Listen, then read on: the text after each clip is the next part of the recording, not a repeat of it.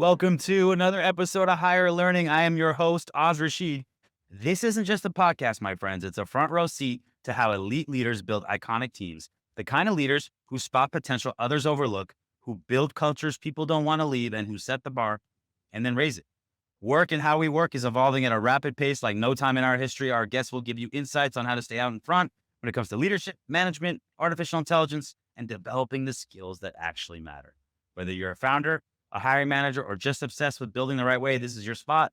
If it's your first time here, welcome. Hit that subscribe button, drop a rating, and tell a friend who gets it.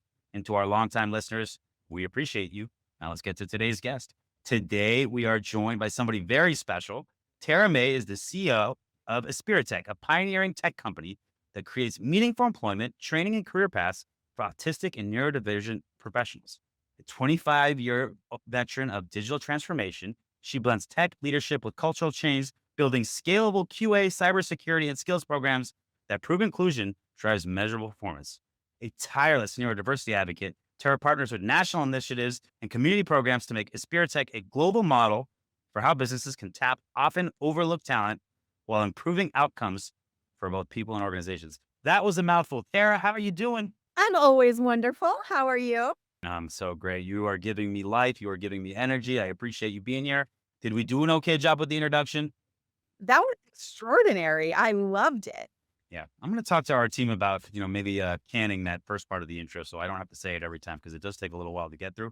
But that is neither here nor there. So, Tara, I want to jump into it. You and I connected. We got to talk a little bit.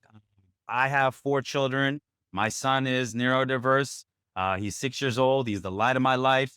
I know that you have a child that I think is a little bit further on in the journey. I think 13 or 14 years old. Is that correct? 14 and yes, autistic neurodivergent. I love that. And I'm excited to talk about it. I'm excited to share. I'm excited to learn a little bit. But I want to start here before we get into that. I want to discuss the entrepreneurial journey. I'm very interested. What was maybe your aha moment starting your own company? And I'm also interested since, you've been relatively doing this for, I wouldn't say a short amount of time, but this is relatively something that's been going on only recently. What's kind of surprised you about being a founder that you didn't know going in? Because it's always that we all got a plan until we get punched in the mouth, and nothing punches in the mouth like being an entrepreneur. So let us know about your journey in that story. Yeah, absolutely. So the credit where credit is due goes to the true founders of the organization. There are a couple named Brenda and Moshe Weitzberg. They founded Aspirit when looking for meaningful work for their adult autistic son and couldn't find it anywhere. So they said, well, we're going to make it. We're going to create it. So from their kitchen table, they founded Aspiritech in 2008, based on a model out of Denmark that was training autistic adults in QA. And as they reached into their 70s, they were looking for a succession plan. They wanted to hand over the organization. So I was the lucky chosen one by the board of directors to become CEO of this amazing, unique company. And I think what they truly built, and they didn't even necessarily know it, was not a QA and tech company, but it was a workplace where autistic people could thrive. And so I got the privilege of taking on that legacy. And I think, what surprised me the most was taking it over. It still was like a brand new organization, right? It was still a founder's journey and it was still entrepreneurship. And it was amazing coming from the corporate world where there was someone to do everything, right? Someone to do HR, someone to do accounting, sales and marketing. And in startup mode, none of that exists. You are everything all the time. And you have to build around infrastructure to scale on, right? And to me, that was both the most challenging and most exciting part of building a company. I love that. And that's why I asked. I appreciate you giving us the details on the story. So what has fundamentally changed since you took over? Is there different services? Has there been rapid growth? Like, help me understand what is new since. Rapid growth, right? I mean, the founders had one customer that the organization was really built around. And while that was wonderful and it was growing and crazy, that's not a sustainable business, right? So my imperative was really to diversify the business, both in terms of the services that we do, the way revenue was coming in, and the clients that we had. So fast forward just about a little over 2 years, We now have 75 clients instead of one major client. We grew from 1 million to about 3 million in revenue aside from that client, a total of 6 to 7 million. And we expanded our services very significantly. So we went in um, addition to QA into large language model building, cloud migrations, accessibility testing, and now cybersecurity. So it has really been a model in growing both capabilities and clients, which is exciting. I love it. Never a slow day. That's amazing. It's something that I can sense and feel your passion. It's something I'm very passionate about. Here in South Florida, I've been working with a couple different people at some of the larger organizations out here, particularly in their technology department, on how do we get neurodiverse people to work? How do we get them supported? How do we enable them and have these programs in place? So my question for you is, because I'm still learning, and so I'm going to ask for a curious person that All wants right, to better do it. understand. Do it. Do companies usually come to you inbound? Is there a lot of outbound? Is it education? Like, how do you kind of grow the overall base of potential customers with something that's some very unique service, right? And I'm interested to know how that works. Yeah, it's a little bit of both. I would say in the beginning, it was a lot of inbound. And what I mean by that is somebody like yourself who has a tie to the mission. There's a passion, there's a reason why you care about neurodiversity and employment. And then as we became really established and really touting the services that we provide more so than the mission, even the outbound sales and marketing strategy increased significantly, right? And so the mission certainly opens doors, right?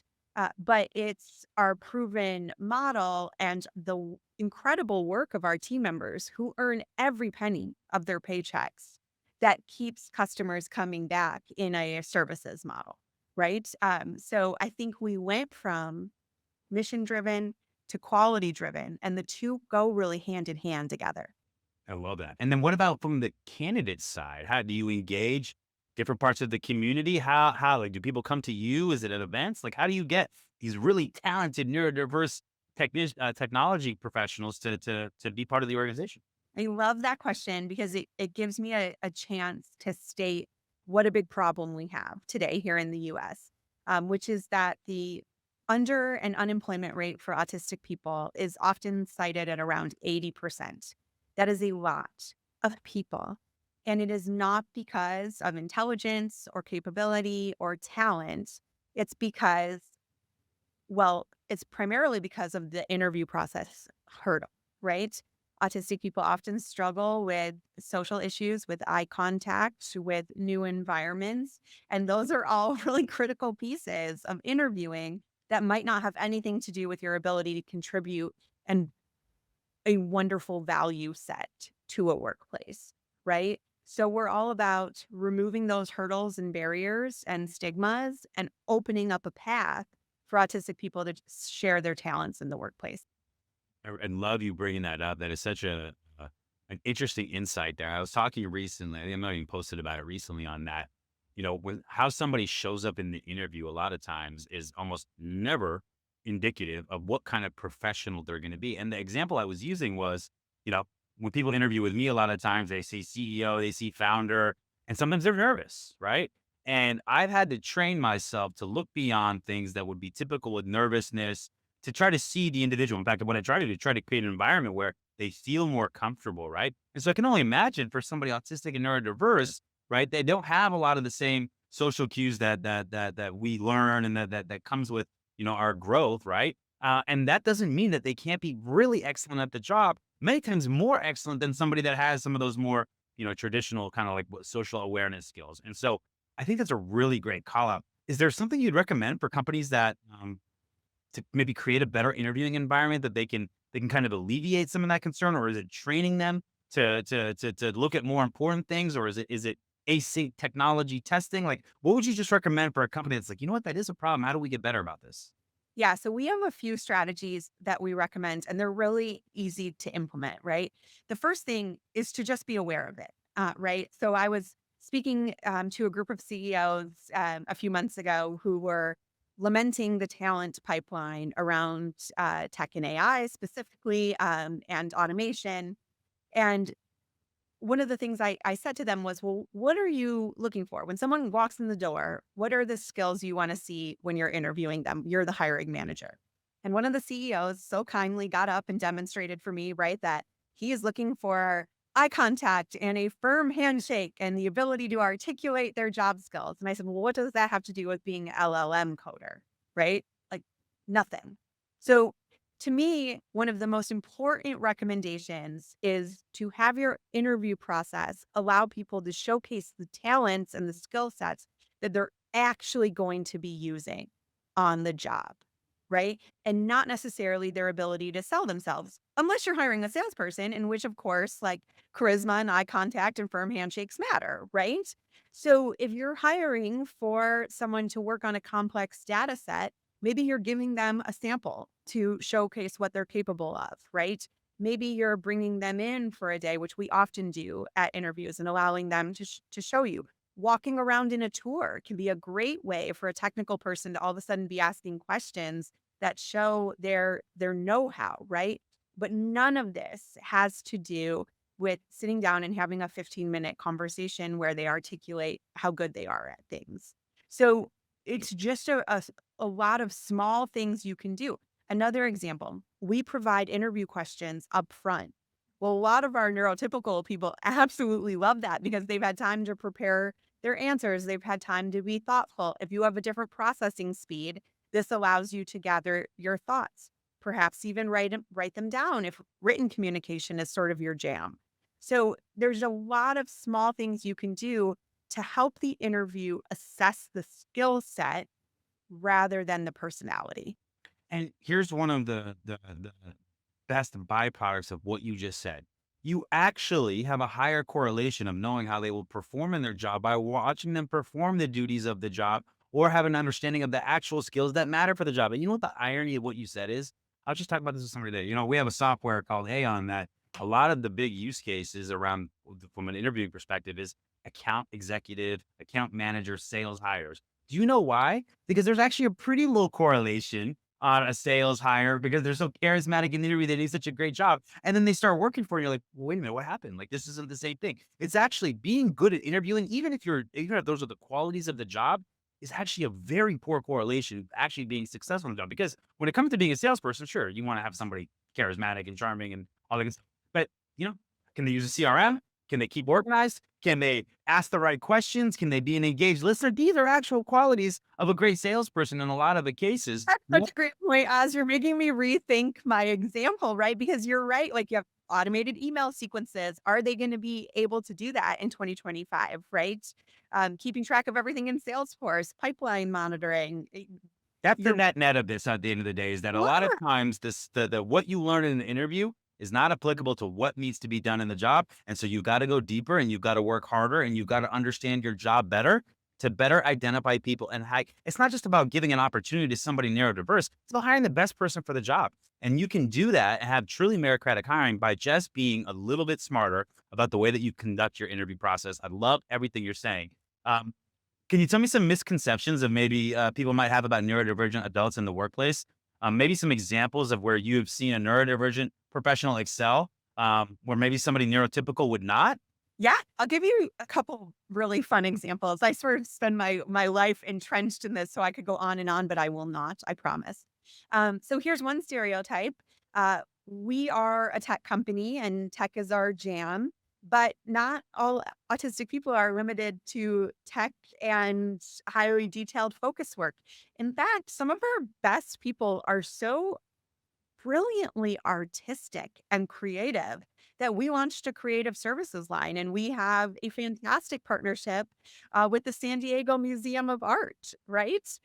We have these beautiful artists on our team. And one of them flew out to San Diego as part of this project and collaboration and was doing a painting with the CEO of the museum, right? So like what an incredible and fun example. We do a major data annotation project with the TSA, with the Transportation Security Administration. Some of our team members are so highly visual that they were able to pick up the data annotation of the imaging process that was building the large language model for TSA to automate their security, that our team was able to learn in 3 months how to annotate images faster than people who had been doing it for 10 years, right? So to me, it's like we don't need to stereotype autistic people. They're humans with different strengths and weaknesses. But when you can pair someone's strength and passion with a business need, magic happens. And that's true for all of us, right? I love that. I love that. Great call out by you. I'm interested. So my son's 6, but like, let's say he's 16, 17, 18 one day. Okay.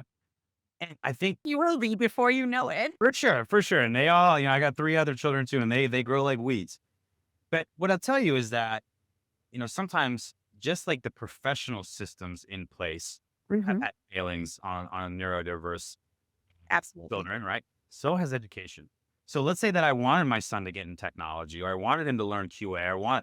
Is that something that Aspiritech can help with too, or is it more they're more fully formed in terms of their skill set when they come to you?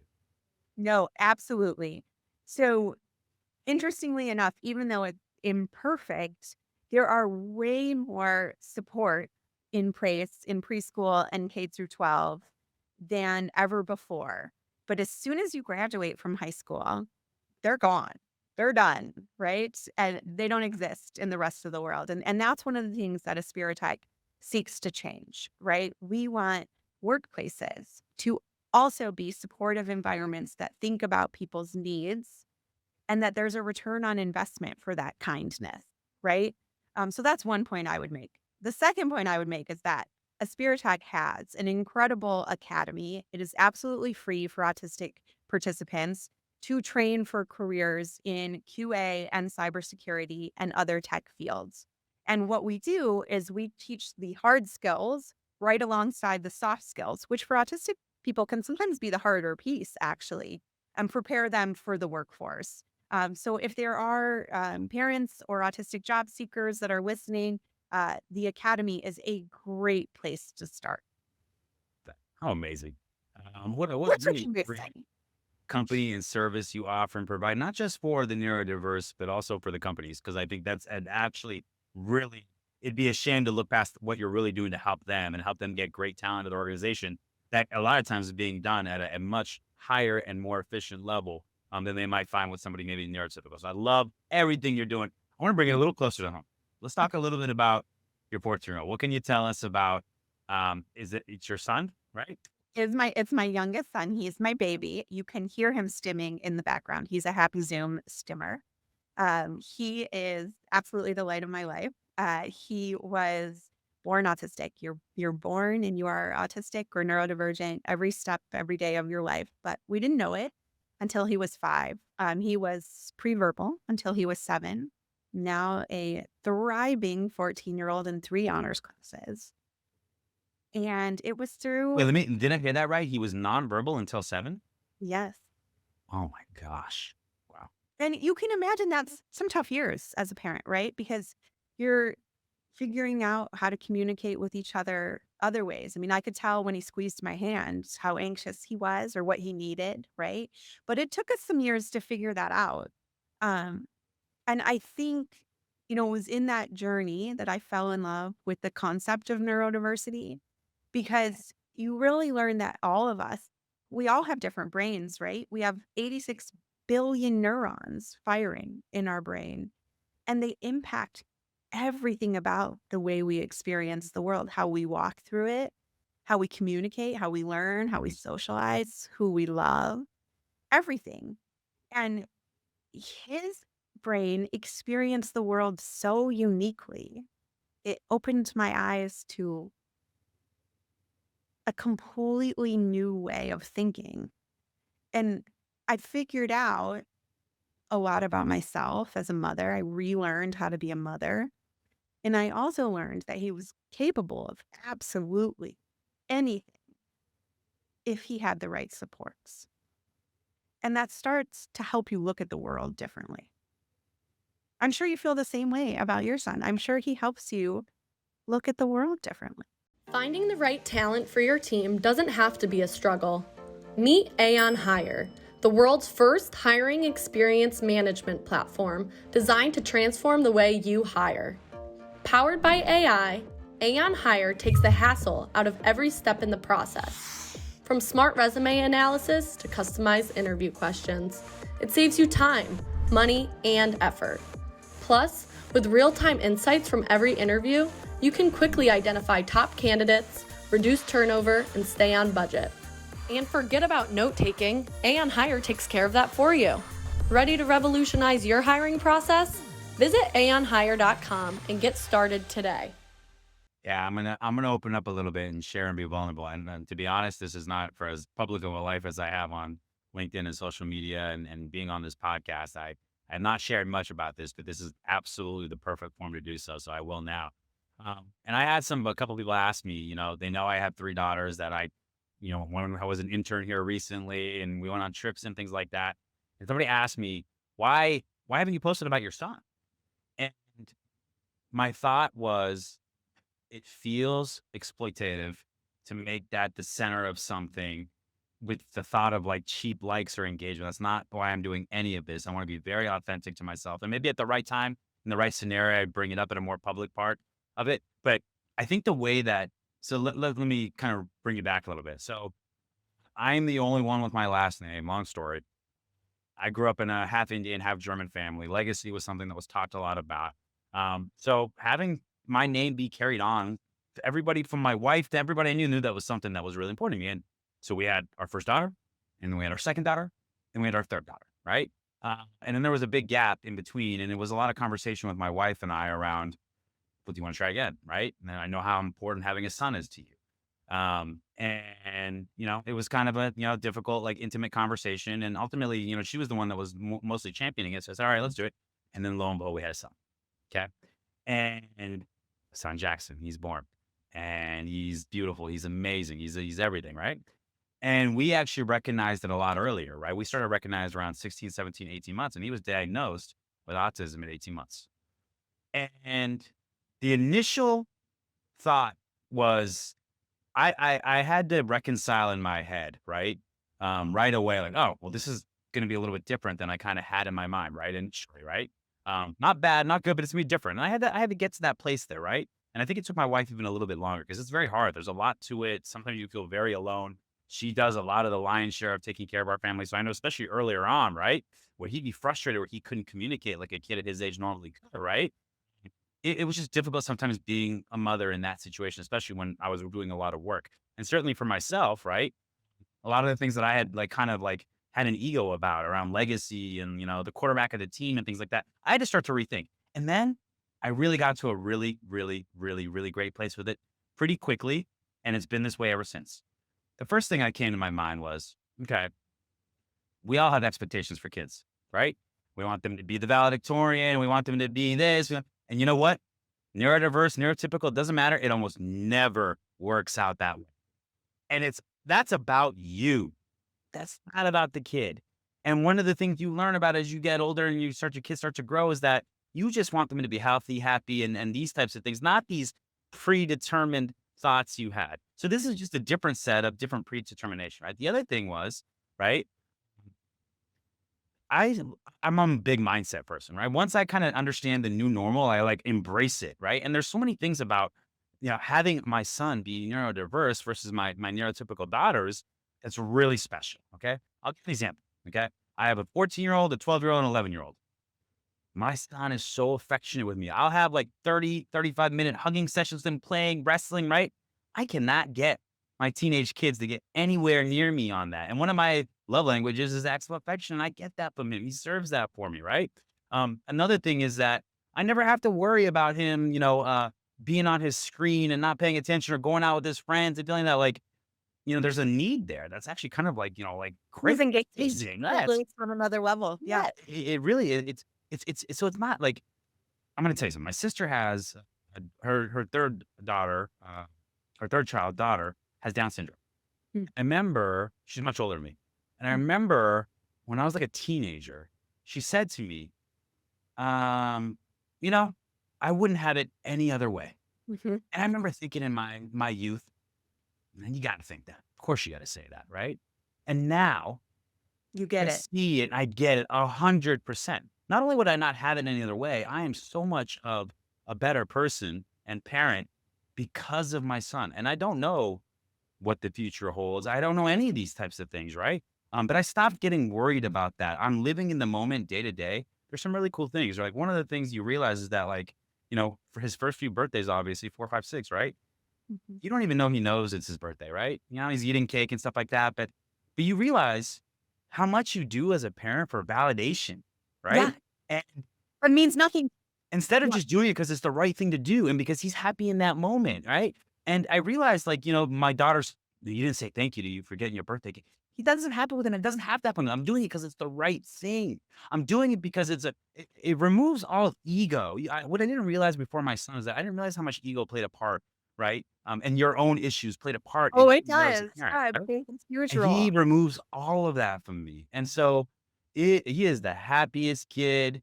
And that's another thing. When you just want your kids to be happy, well, he's happy pretty much 95% of the time. He has his moments, right? But other than that, he's like so happy all the time. And so that's all I want for all my kids. So, and the relationship between his sisters and him is amazing. So, anyway, long narrative and soliloquy to say, I really get it. Now I understand. I wouldn't have it any other way. I'm so grateful. I'm so blessed. You're giving me chills and goosebumps, and in part it's because you're bringing me back a decade, right? To all those feelings and emotions that I had too, and they're shared, and they're not shared by everyone, right? We're part of a really, I think, special club, a really unique club. I remember s- crying. I had just silent tears when my boys are twins, and one neurotypical, one autistic.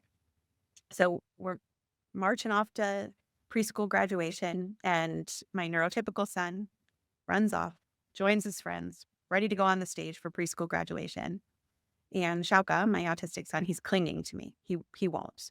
And I'm crying. I'm there, and I'm like, he's never gonna do those things, right? He's never gonna be like everyone else. And then in the middle of graduation, the preschool director says, we're going to recognize one graduate who's not up on stage with you. And this kid climbs into my arms and waves to an entire room full of hundreds of people. And it's like, and I remember in that moment being like, no, it's not going to be like everyone else. It's not going to be what I expect. It's not going to be him running off to join the other kids. It's going to be its own thing. And that's amazing. Right. And so when you learn to sort of say, I'm going to enjoy this for exactly what it is, honor it for exactly what it is, changes the game, changes your life. 100%. And listen, every now and then I'll catch myself and there'll be something that's happening that, my friends who have a son their age are doing and stuff like that. And I'll catch myself a little bit. I think that's a really normal thing. But I would tell you the vast majority of the time, I actually wish more people could feel the way I do and experience what I do because I do think it's made me better. I do think it's made us a better family. And it's a very special and unique love. And, you know, even before I had my son, I knew multiple fathers who had autistic sons. And I'm gonna be honest with you, like I would be with them in very emotional moments. You could tell that in a lot of ways it broke them. And it was, whether it caused, issues in their marriages or in friendships, or they just were like, woe is me. And before I even had my son, I remember thinking, this will never be me. This is no way for me to identify. This is not, it's not worth that. It's not. And focus on what you have, not what you don't have. And I remember thinking that, lo and behold, I was given that blessing, and it's 100% how I've chosen to live my life. And you're absolutely right. It's not better. It's not worse. It's just different. And both of us are blessed enough to have neurotypical children too, so we get that experience too. So it's Absolutely. all Absolutely. around us. And there are moments of sweetness that I think neurotypical parents could never understand, right? When your son is nonverbal, like my son was nonverbal for nearly 7 years, right? The first time he said, I love you, I can still feel that feeling to this day, right? I can feel it in my soul. And I sort of, okay, you're in Florida.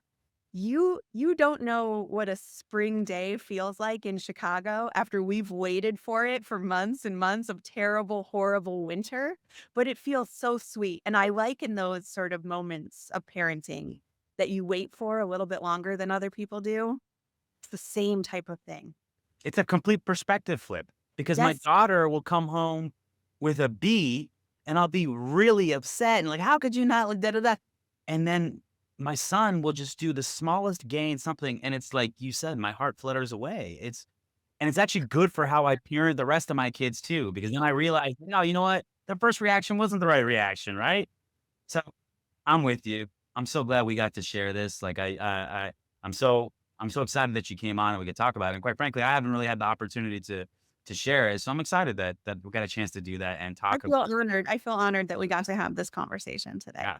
I want to I guess we can talk a little bit about hiring, but I want to really kind of push it towards kind of the neurodiverse side in particular. So let's talk about a couple of things, right? What are some of the things that a company can do to create a more inclusive, supportive environment? Let's say that you're working at a place that's decided to hire somebody neurodiverse, or maybe a program just got started. What can any individual do to help with inclusion, to help create an environment? What are some things to think about for that person?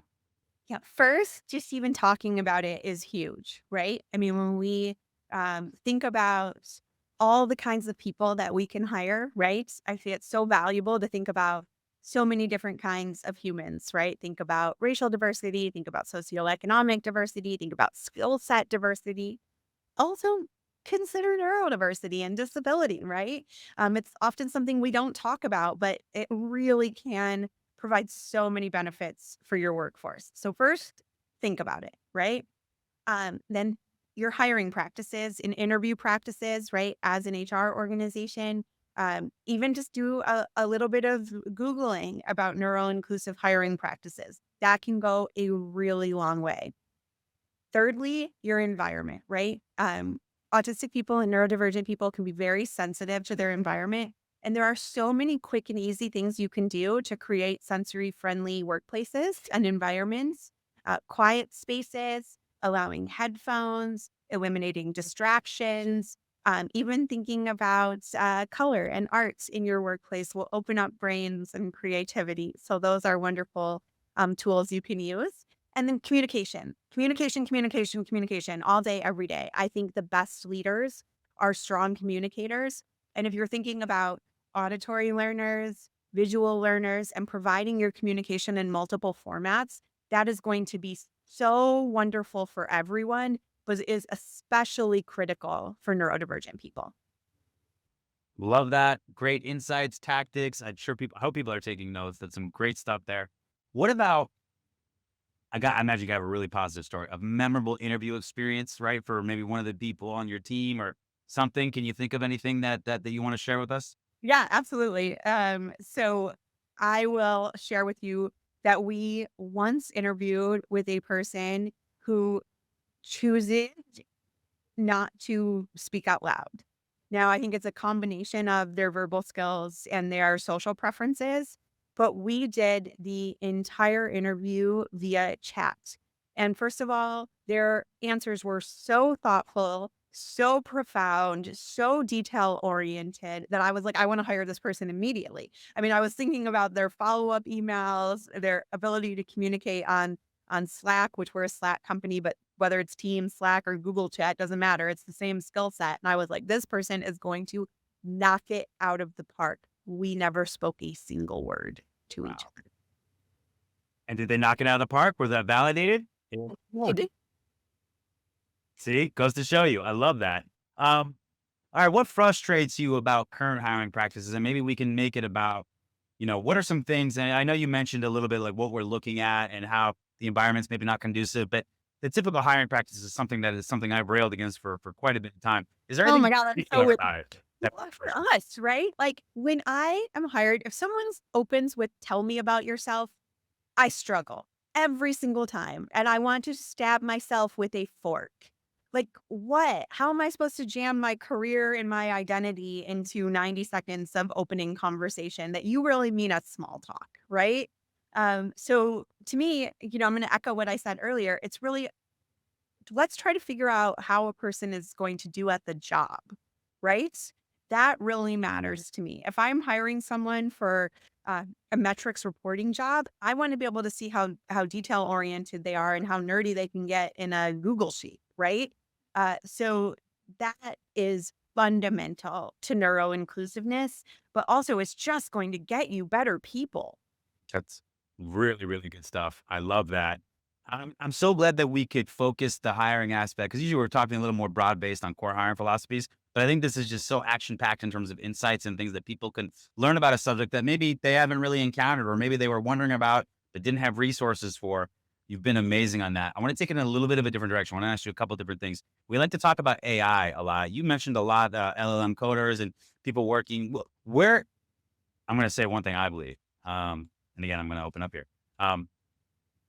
I'm very deep in AI, building AI, reading about it, like everything. I do believe that AI is going to help us make some really big advances in the neurodiverse space I and agree. for my son, where things will I, be very different if not for it.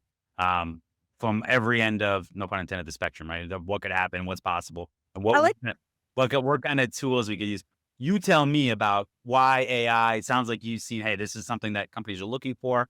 Are you getting a lot of talent in the AI space? Tell me how you think AI has a chance to kind of influence things for neurodiverse professionals or individuals. Look, I am a digital transformation girl. Like that's where my entire career is steeped in digital transformation, starting from me graduating with a journalism degree and turning that into helping legacy print media companies become thriving digital companies. And we've seen a few moments in time over my decades, right? I'm aging myself, but it is true. Over my decades. One was the advent of high speed internet, where all of a sudden everything so much was accessible all the time. And then the second was the iPhone. And not only was everything accessible all the time at work and at home, now all of a sudden it was in your hand and you're carrying it around. The third, in my opinion, was COVID, where it became imperative that things happen digitally, right? It was healthcare, it was food ordering, it was absolutely everything. And now I think the fourth is Gen AI, right? It's a similar sort of paradigm shifting moment. And I believe at these moments, companies can either lean in and embrace it and figure out how to integrate it, or they can get left behind. And fear of it or avoiding it is just going to render them obsolete, right? So at Aspiritech, as a leader, I'm helping us lean in. Now, I think there's a way to do that smartly and strategically. AI isn't for everything. You have to figure out how you're going to use it, what you're going to use it for to strategically advance your business. You're going to have to do that safely and securely and smartly, right? But it is going to change us endemically, right? Now, with neurodiversity specifically, AI is built on human intelligence and therefore mimics human bias. So I think it's really important for all kinds of people and all kinds of brains and all kinds of identities to be involved in building and shaping AI. So I'm really bullish on that. Um, but for neurodivergent people, especially, I think it has the ability to change the game. I mean, if you struggle with executive functioning, now there's an AI note taker. If you struggle with social cues, there's AI that will tell you right now, Oz is engaged with me, he's listening, or Oz is getting angry, you might want to address that. Or Oz is, mind is wandering, you need to cue him back in, right? That is a huge advancement for autistic people. And those are just two examples of many that can make the workplace so much better and so much more accessible for all kinds of brains. Sorry, that was more of a rant than you wanted, probably. Sorry. Thrilled that you gave such a detailed and in-depth answer. And quite frankly, I talk to technologists that don't give me such a deep answer on AI. So I love that. Thank you so much for that. All right, last question, then we're going to do our speed round. How long have you lived in Chicago, by the way? I am 17 years in Chicago now. Yeah, this is going to be good. All right. Last question. What's some advice you'd give your 20-year-old self that you didn't know then, but that you know now? You can do it. Right? I think, a woman in her 40s versus a woman in her 20s, the main difference is confidence. Women are so entrenched in imposter syndrome. And by the way, I truly believe that about autistic people too, right? The self-confidence struggles are real. Uh, you can do it. You can do absolutely friggin' anything you put your mind to. Love it. All right. I'm very excited. We are going to do a multiple choice Chicago speed round. Are you ready? Let's do it. Al's Italian beef or Portobello's hot dogs? Hot dogs all the time, all day, every day. I'm a hot dog girl. White I don't Sox people who don't like hot dogs. or Cubs? Cubs. Jordan or Walter Payton? Payton. Wow. More iconic symbol of the city, the bean or Wrigley Tower? Wrigley. I'm a Wrigley girl. Better nickname, Second City or Windy City? Windy City. Duh. Okay, just making We're sure. not sucking to anybody. Lou Malnati's or Giordano's? Giordano's. I like it pub style. Most likely to win a championship next, the Bears or the Bulls? The Bulls. You didn't know this. Chicago is my favorite city. Now, I only go there between, say, May and right around October. Love the city. I tell people all the time, it's my favorite big city because the people are by far the nicest. Yep. Guys and girls. Everybody's super friendly. Better than New York. It doesn't smell. Oh, I mean, I spent a lot of time in New York. I'm not going to disparage New York. I like Chicago a lot better. But the food scene, incredible. I think per capita. Because in New York, where I love New York's got a lot of great food, but hear me out. Location matters so much there that you can put a place that's kind of subpar. You're going to get foot traffic and you're going to be able to stay alive. That doesn't happen in Chicago. If you don't got great food, it's not going to work. There's just too much competition there. Great 100%. scene, great cultural scene. Yep. Architecture is amazing. And if you're there in Yep. the summer, the weather is unbeatable. The So lake. the Can we lake, just, the lake. here's one thing you guys got to calm down on. I heard some people calling it the beach. Like, you got to chill out. That's not a beach. That's like a gravel situation you got there. We got the beaches out here in South Florida. But for a Midwestern big city on the lake, the boat out, the boating, like, I'm on it for that. I did the architecture tour and went all the way out there, and the lake is amazing. But the beach, I'm not sure. I'm not sure I'm going to go sunbathe out there. That's just me, though. Yeah, I agree. And I also agree on May to October, right? Like we are great 6 months out of the year. Well, the funny thing is, I love Chicago so much. When I was living here in Florida, I was saying, hey, I want to go open up an MSH office. I want to go live there. And I had somebody say, just go visit in January. And so I actually took a business trip there in January. And I got to be honest, I was like, you know what? I'm not built for this. I grew up in Southern California. I grew up in Southern California, Arizona, and Florida. And I realized, well, I put off more than I could chew here. Tara, this was a great episode. I know we're going to stay in contact. I really appreciate you coming on and sharing on such an important topic. Thank you so much for coming on. This was wonderful. Thank you for having me. Of course. Talk to you soon. Bye-bye.